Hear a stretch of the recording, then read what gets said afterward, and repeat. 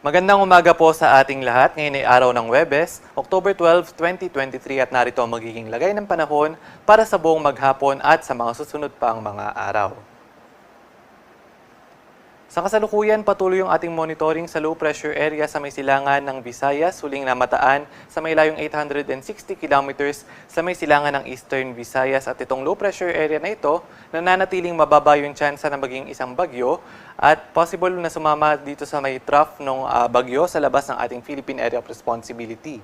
Update naman para sa bagyo sa labas ng PAR, si Bagyong Bolaven or Super Typhoon Bolaven ay huling namataan sa may layong 2,190 kilometers sa may silangan ng extreme northern Luzon. At sa mga susunod na mga oras, magre-recurve na ito papunta sa may southern Japan Sea at sa mga susunod na mga oras, aring magkakaroon nga ng interaction itong low pressure area sa loob ng PAR na hihilahin unti-unti itong si Super Typhoon Bolaven papalayo ng ating kalupaan.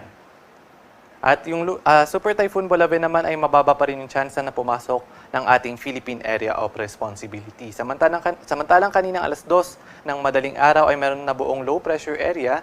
Dito naman sa may kanluran ng Palawan, huling namataan sa may layong 135 kilometers sa may kanluran ng Coron, Palawan. At ito yung magpapaulan sa maghapon sa ilang bahagi ng Mimaropa, Southern Luzon at gayon din sa ilang bahagi ng Visayas.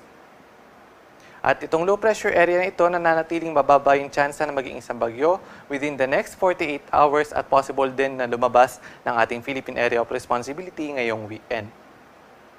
At para naman sa magiging lagay ng panahon ngayong araw dito sa Kalakang Luzon, inaasahan natin ang maulap na kalangitan na may kalat-kalat na mga pag-ulan, pagkidlat at pagkulog dahil sa low pressure area dito sa may kanluran ng Palawan, dito sa may bahagi ng Quezon, gayon din sa may Mimaropa at sa may Bicol region. Samantalang sa nalalabing bahagi ng Luzon, bahagi maulap hanggang sa maulap yung kalangitan at may mga tsansa lamang ng mga pulu-pulong mga pag-ulan, pagkidlat at pagkulog, especially sa hapon at sa gabi. Agwat ng temperatura sa Lawag at Tuguegarao nasa 25 to 33 degrees Celsius, sa Baguio City ay 17 to 24, sa Metro Manila 24 to 32, dito naman sa may Tagaytay 22 to 30, at sa may Legazpi 25 to 32, at dito naman sa may bahagi ng Puerto Princesa at Calayan Islands, nasa 24 to 31 degrees Celsius. At para naman sa magiging lagay ng panahon sa Kalakang Visayas at Mindanao sa buong maghapon, inaasahan nga natin yung mga maulap na kalangitan na may kalat-kalat na mga pag-ulan sa may northern and eastern Samar. Samantalang sa nalalabing bahagi ng Visayas at Mindanao, possible pa rin yung mga isolated rain showers and thunderstorms, especially sa hapon at sa gabi. Agwat ng temperatura sa Iloilo, Metro Cebu, Tacloban at sa may Cagayan de Oro ay nasa 25 to 32 degrees Celsius.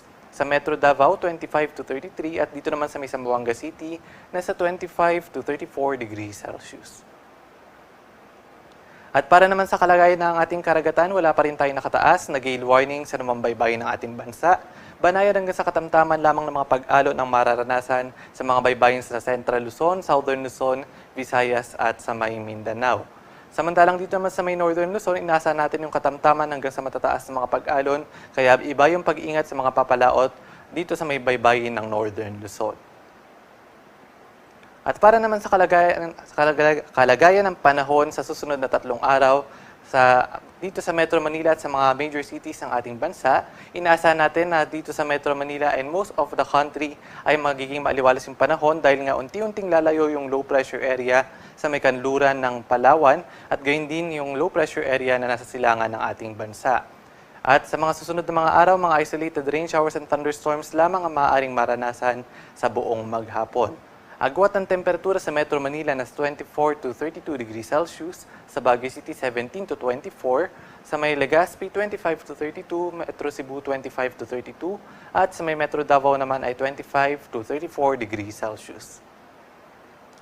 At ang haring araw ay sisikat ngayong 5:47 ng umaga at lulubog naman mamayang 5:38 ng gabi.